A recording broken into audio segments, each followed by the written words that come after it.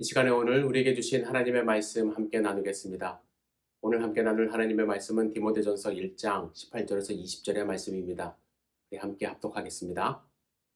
아들 디모데야, 내가 네게 이 교훈으로서 명하노니 전에 너를 지도한 예언을 따라 그것으로 선한 싸움을 싸우며 믿음과 착한 양심을 가지라.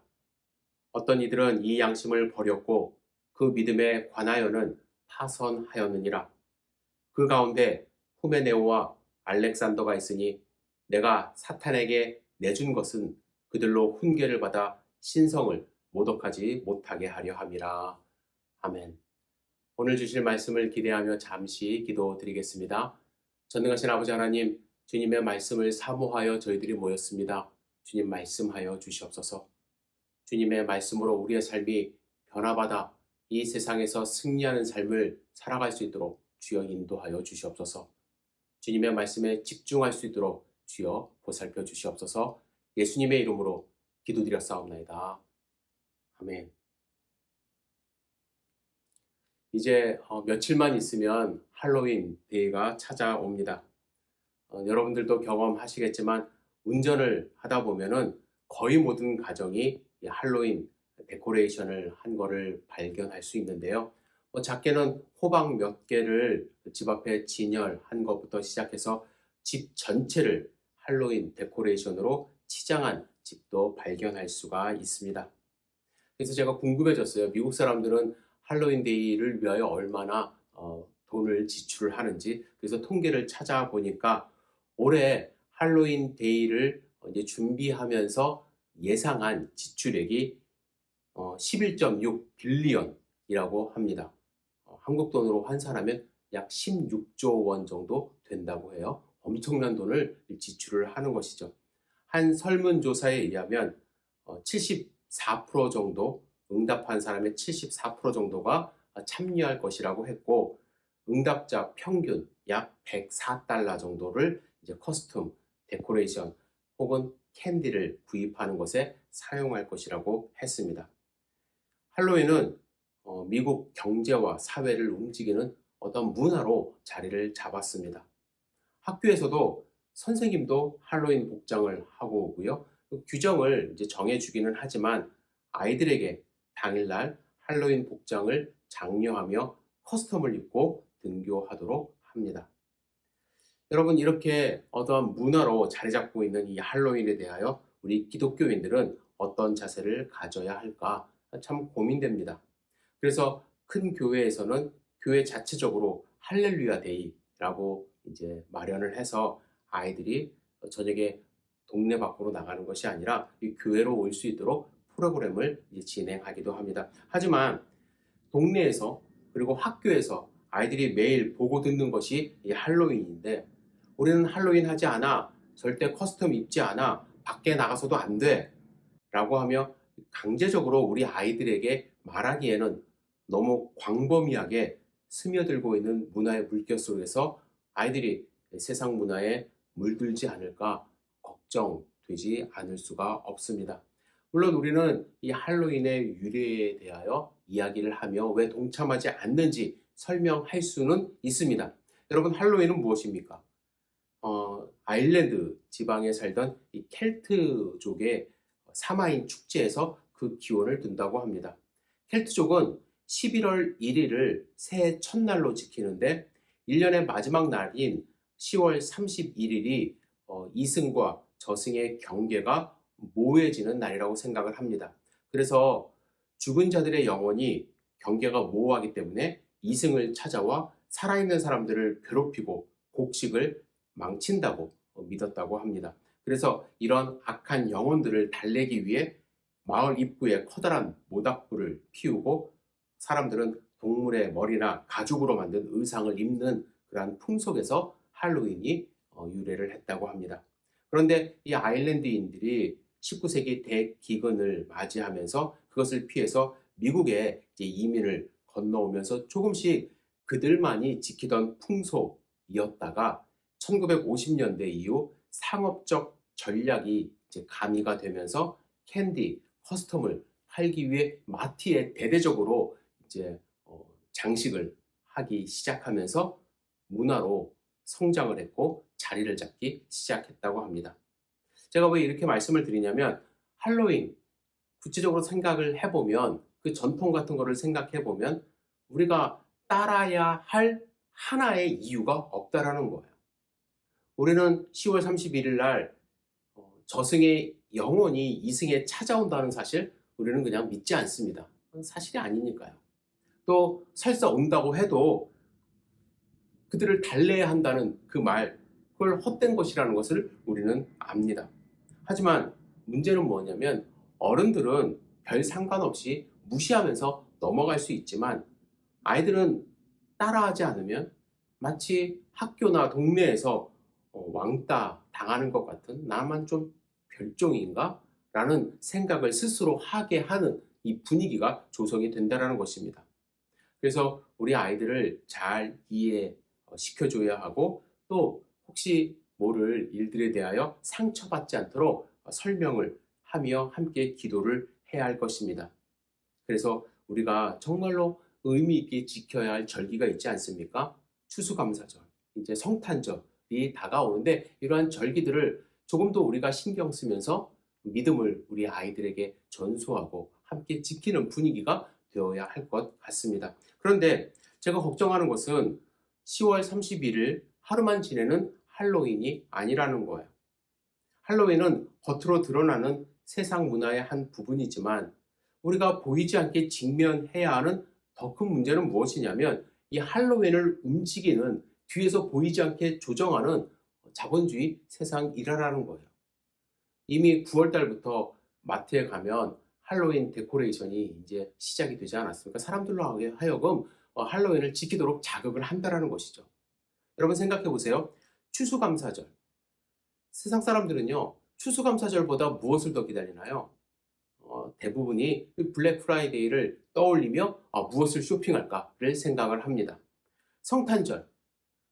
예수님의 탄생보다는 크리스마스 선물을 먼저 떠올리고 어떻게 보면 산타가 예수님을 대체하는 주인공으로 만들어 버렸다라는 거예요. 그래서 뒤에서 이러한 세상을 움직이는 자본주의, 인본주의 힘을 우리는 경계해야만 합니다. 과거에는 예수님을 믿지 못하게 물리적으로 핍박하며 막았습니다. 하지만 그때일수록 우리 믿음의 선배님들은 믿음을 더 굳게 했고 또 교회는 더 든든히 섰습니다. 복음이 더 전파가 되었어요. 하지만 지금 세대를 보면 종교의 자유 보장이 되고 맘 놓고 복음을 전파하며 예배를 드릴 수 있음에도 불구하고 복음 전파가 더 힘들어졌어요. 교회는 세상 문화에 휩쓸려 잠식되고 힘을 잃어가는 모습을 볼 수가 있습니다. 이러한 세대에 우리는 어떻게 살아가야 할까요? 이렇게 타락한 세대를 선택하지 않고 거룩한 하나님의 자녀로 어떻게 우리는 승리하며 살아갈 수 있을까? 2000년 전 초대교회에도 형식은 많이 다르지만 세상과 맞서 싸우는 성도님들이 있었습니다. 그들 때문에 우리가 복음을 전파받았어요. 지난 주일에 예배석 교회가 직면한 문제에 대하여 우리 함께 나누지 않았나요? 그들을 공격하는 다른 교훈이 있다고 말씀을 드렸습니다. 다른 교훈은 행위로 구원받는다는 율법주의, 그리고 하나님의 은혜가 아닌 지식을 추구하는 영지주의였어요. 바울은 이들은 교인들로 하여금 신화와 끝없는 족보에 몰두하게 만들므로 하나님의 경륜을 이루어가는 삶이 아니라 교회 안에서 변론을 만들어낸다고 경고했습니다. 그리고 바울은 이 문제가 교회 전체를 흔들 수 있는 문제라고 확신했기 때문에 오늘 본문에 보시면 디모데에게 교훈으로 명한다 이렇게 말을 합니다. 명한다라는 것은 상관이 부하에게 내리는 명령으로 군대 용어예요. 바울은 율법주의와 영지주의가 있으니까 신경 좀 써봐 이렇게 가볍게 말을 던지는 것이 아니라 여기서 질 경우에는 교회 전체가 무너질 수 있기 때문에 정신 똑바로 차리고 싸울 준비를 하라고 경고하고 있는 것입니다. 그래서 뒤에 보시면 선한 싸움을 싸우라 이렇게 말하지 않습니까? 여러분, 우리는 대충 경계하며 살아서는 안 된다는 거예요. 우리는 싸움을 싸우듯 살아야 한다는 것입니다. 이 싸움에서 지면 영적으로 세상의 물결에 휩쓸릴 수 있다는 경계심을 갖고 우리가 먼저 굳건히 서며 우리의 믿음을 전수해야만 합니다. 오늘 본문에 보시면 바울은 디모데와 에베소 교회 성도님들이 세상과 싸우기를 바라며 그들이 마땅히 가져야 할 영적 무기들을 이야기하는데, 오늘은 저는 바울이 언급한 세 가지를 함께 나누고 싶습니다. 첫 번째, 바울은 뭐라고 얘기했냐면 너를 지도한 예언을 따라 선한 싸움을 싸우라, 이렇게 이야기를 하죠. 그럼 우리가 생각해야 될 것이 바울이 지도한 예언은 무엇일까? 먼저 생각을 해보면요, 좁은 의미로는 디모데가 하나님의 사역자로 안수받을 때에 받은 지도자에게 필요한 하나님의 말씀이라고 할 수가 있어요. 4장 14절에 이런 말씀이 있습니다. 내 속에 있는 은사, 곧 장로의 회에서 안수받을 때에 예언으로 말미암아 받은 것을 조심 없이 말며, 이렇게 이야기를 해요. 우리는 예언이라 할 때 무엇을 연상합니까? 앞으로 일어날 일을 미리 이야기하는 것이라고 생각을 합니다. 하지만 성경에서는 예언이 그런 의미도 있지만 앞으로 일어날 것을 예언하는 것이 아니라 더 많은 경우에는요, 삶에 대한 충고라는 의미로 사용할 때가 많이 있습니다. 구약 선지자들이 앞으로 일어날 일에 대한 말씀을 하나님께 받아서 예언하는 경우도 있지만, 많은 경우에는요, 하나님의 백성들이 하나님과 올바른 관계를 맺으면 어떻게 해야 할지에 대한 말씀을 이야기하는 것, 그것을 예언이라고 했습니다. 바울은 디모데가 안수받을 때 어떤 지도자가 되어야 한다고 말하는 것, 그렇죠? 그 예언의 말씀을 했다라는 거예요. 이렇게 하라, 그 권면의 말씀을 따라가라고 이야기를 하는 것입니다. 그렇죠? 그들은 하나님의 말씀으로 그들을 권면했거든요. 하나님의 음성을 듣고 디모데를 권면을 했습니다. 그 말씀을 따라 선한 싸움을 싸우라는 거예요. 뿐만 아니라 예언은 좁은 의미로는 디모데에게 사역자로 안수받을 때 준 말씀일 수도 있지만, 조금 더 넓은 의미로는 하나님 말씀 전체를 의미한다고 할 수 있어요. 우리는 하나님의 말씀을 먼저 가져야 돼요. 하나님의 말씀으로 우리는 싸워야만 합니다. 바울은 지금까지 너를 지도한 예언, 또한 너되게 했던 하나님의 말씀, 이 말씀을 따라 그 말씀으로 선한 싸움을 싸우라고 권면하는 그러한 이야기를 시작을 합니다. 우리에게 첫 번째 무기는 뭐예요? 하나님의 말씀. 하나님의 예언의 말씀을 갖고 싸워야 돼요. 그렇다면 여기서 조금 더 중요하게 우리가 여겨야 될 것이 있어요. 선한 싸움은 무엇일까라는 거예요. 선한 싸움. 여러분, 선한 싸움은 다른 사람과 싸우는 것이 아니라고 생각합니다. 여기서 말씀하시는 선한 싸움은 내가 받은 말씀을 가지고 다른 사람에게 가서 싸우듯이 막 말씀을 전하는 것이 선한 싸움이 아니라, 선한 싸움은 나에게 주신 예언에 순종하는 내 자신과의 싸움이라는 거예요. 말씀을 따라 살고자 하는 내 자신과의 싸움입니다. 여러분, 오늘날 세상을 지배하는 가장 무서운 사고방식 중에 하나가 무엇이냐면 결과를 얻기 위하여 수단 방법을 가리지 않는 거예요. 산업이 발달하고 경쟁이 치열하면서 이런 사고방식이 많은 사람들에게 영향을 줍니다. 물론 결과가 중요하지 않다는 것이 아니에요. 하지만 결과는요, 하나님이 주시는 것입니다. 우리는 도구에 불과해요. 따라서 하나님의 도구로서 우리에게 주어진 하나님의 중요한 과제는 이 세상을 주관하는 하나님의 말씀에 우리가 순종하며 하루하루 살아가는가, 이 문제 아닙니까? 따라서 우리가 평생 싸워야 할 선한 싸움은 하나님의 말씀, 나에게 주신 그 말씀에 내가 순종하는가, 그 싸움입니다. 이 말씀을 먼저 가지지 않으면 싸움의 의미가 없다는 것을 여러분들 아셔야만 합니다. 우리가 세상 가운데서 하나님의 자녀로서 거룩한 백성으로서 살아갈 수 있기 위해서는 하나님이 여러분들에게 주신 말씀, 그거 지키려고 내 스스로 내 자신과 선한 싸움을 싸워 승리해야 우리가 첫 번째 무기를 가질 수가 있는 것이죠. 그거 없으면 우리는 밖에 나가서 싸울 수가 없어요. 힘을 얻을 수가 없습니다. 여러분들 그 싸움에서 승리하시기를 주님의 이름으로 축복합니다. 두 번째, 우리가 가져야 할 것, 믿음입니다. 믿음. 19절에 이렇게 이야기를 합니다. 믿음과 착한 양심을 가지라. 바울이 디모데에게 말하는 이 믿음 어떤 의미로 사용했을까요? 물론 포괄적으로는 하나님을 믿는 믿음 가지라 이렇게 이야기할 수도 있는데, 여러분 디모데 전후서를 잘 살펴보면 바울이 사용한 이 믿음이라는 단어는 하나님의 진리를 바르게 믿는 믿음, 너무 포괄적인 것이 아니라 하나님의 진리를 바르게 믿는 믿음이라는 의미로 사용했음을 우리는 알 수 있어요. 여러분 진리가 중요해요. 진리를 믿는 거예요. 불의를 믿는 것이 아니라, 내가 믿고 싶은 것을 믿는 것이 아니라 하나님의 진리를 믿는 믿음. 본문에 보시면 그 믿음에서 파산한 사람들이 있대요. 20절에 후메네오와 알렉산더에 대하여 이야기를 합니다. 이 사람들은 디모데 후서 2장 17절에 이렇게 기록합니다. 저희 말은 독한 창질에 썩어져 감과 같은데 그 중에는 후메네오와 빌레도가 있느니라. 후메네오가 또 나오죠. 그들은 독한 말을 해요. 믿음을 저버렸기 때문에. 그렇죠? 그리고 이어서 2장 18절에 보시면 진리에 관하여는 저희가 그릇되었도다. 부활이 이미 지나갔다 하므로 어떤 사람들의 믿음을 무너뜨리니라. 여러분, 그들이 자기들도 믿음이 있다라는 거예요. 그러나 잘못된 믿음, 진리가 아닌 것을 믿음으로써 다른 사람들의 믿음까지 무너뜨리고 있는 그러한 현실을 이야기를 합니다.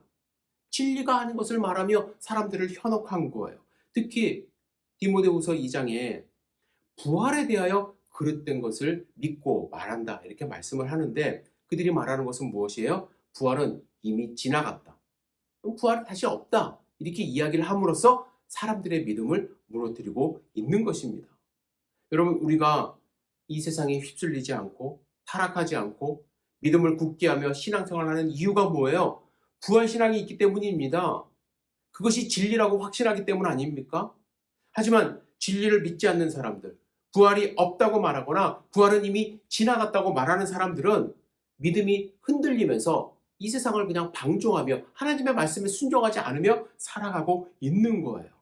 그래서 바울이 우리가 이 세상에 살면서 선한 싸움을 싸우며 말씀을 가지고 살아갈 때 중요한 무기 중에 하나가 올바른 진리에 관한 믿음이라는 것을 강조하고 있는 것입니다. 여러분, 우리는 무엇을 믿고 있습니까? 여러분, 진리를 믿고 있습니까? 여러분, 믿음이 우리의 삶의 질을 결정합니다. 내가 부활하여 하나님 앞에 다시 설 것을 확실히 믿는다면 우리는 한순간도 타락한 삶을 살아갈 수가 없습니다. 왜? 하나님 앞에 다시 설 것이기 때문에. 하나님의 아들 예수 그리스도가 이 땅 가운데 오시고 우리를 위하여 십자가에 달려 죽으심과 부활하심, 우리가 믿지 않습니까? 그 사실을 확실하게 믿는다면, 믿음이 있다면 하나님의 은혜에 감사하며 살아가지 않을 수가 없는 것이죠. 여러분, 무엇을 믿습니까? 진리를 믿음으로써 하나님 앞에 굳건히 서는 하나님의 자녀가 되기를 주님의 이름으로 축복합니다. 세 번째로 바울은 착한 양심을 가지라고 이야기를 해요. 여러분, 우리의 믿음이 추상적인 믿음이 아니라 진리에 관한 확실한 믿음이라면 그 진리가 적용되는 우리 삶의 모습은 착한 양심을 실천하는 모습이 되어야 한다는 거예요. 바울은 디모데에게 편지하면서 양심이라는 단어를 많이 사용했어요. 그럼 이 양심이라는 것은 구체적으로 무엇인가? 헬라어 의미로는요, 함께 안다라는 뜻을 갖고 있대요. 보편적으로 함께 알고 있는 것, 그것을 양심이라고 번역한 것입니다. 여러분, 사람은 원하든 원치 않든 자기 행동의 어떤 기준을 갖고 있습니다. 그 기준이 사람마다 조금씩 다를 수는 있지만, 그리고 시대마다, 문화마다 다를 수 있지만, 그럼에도 불구하고 흔들릴 수 없는, 함께 알고 있는 기준이 있다라는 거예요. 그것을 양심이라고 하는 거예요. 그래서 양심에 어긋난 행동을 할 때에 사람들은 너 양심 있니? 라고 지적을 한다라는 것입니다. 그리스도인들이 믿음을 갖고 세상 사람들과 좀 다르게 살아가지만, 그럼에도 불구하고 무엇을 갖고 살아가야 돼요? 그들에게도 있는, 함께 알고 있는 선한 양심, 착한 양심을 실천하며 살아가야 한다는 것입니다. 여러분, 믿음이 교리와 관련된 것이라고 한다면 착한 양심은 그 교리를 믿는 그리스도인의 삶과 관련되어 있는 거예요. 이 두 가지는 결코 분리될 수가 없습니다. 우리는 하나님을 믿어요. 그러면 지금도 우리를 보고 계시는 하나님을 믿고 있기 때문에 그 믿음으로 우리는 선한 양심에서 벗어난 행동을 할 수 없다라는 것입니다. 아무도 보는 사람이 없는 중에서도 하나님이 보고 계시기 때문에 질서를 지키고 선한 행동을 하고 약한 사람을 돕고 바른 말을 하며 사는 것. 그러한 모습을 우리가 일부러 드러내는 것이 아니라 자연적으로 드러낼 때 그것이 이 세상을 이기는 무기가 될 수 있다라는 거예요. 여러분, 우리가 착한 양심을 가지고 살아갈 때 사람들이 우리를 무시할까요? 처음에는 무시할 수 있어요.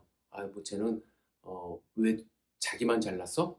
이렇게 이야기를 한다든지, 저 사람은 그냥 손해봐도 돼 라고 하면서 무시할 수 있습니다. 하지만 결국 이 착한 양심을 버리지 않고 끝까지 살아간다면 역시 하나님 믿는 사람은 다르구나 하면서 인정할 수밖에 없어요. 그런데 안타까운 것은요, 교회 다니는 사람들 중에, 기독교인이라고 이야기하는 사람들 중에 말로는 진리를 믿는다고 하지만 그들의 삶을 자세히 살펴보면 선한 양심을 따라 살아가는 모습이 별로 없는 경우가 많이 있습니다.